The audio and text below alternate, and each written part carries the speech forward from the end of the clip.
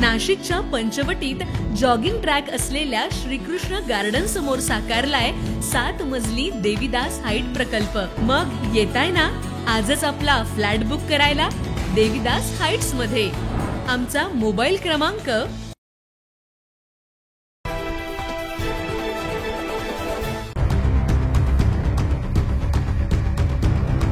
नाशिकमध्ये पुन्हा एकदा बिबट्या दिसल्यानं नागरिकांमध्ये भीतीचं वातावरण निर्माण झालंय। पाथर्डी फाटा परिसरातील पिंपळगाव खांब गणेशनगर भागात बिबट्याचं दर्शन झालं असून स्थानिकांमध्ये प्रचंड घबराट पसरली आहे। पाथर्डी फाटा परिसरातील मंजुळा लोनच्या मागे गणेशनगर भागात बिबट्या दिसल्यानं नागरिकांमध्ये भीतीचं वातावरण आहे।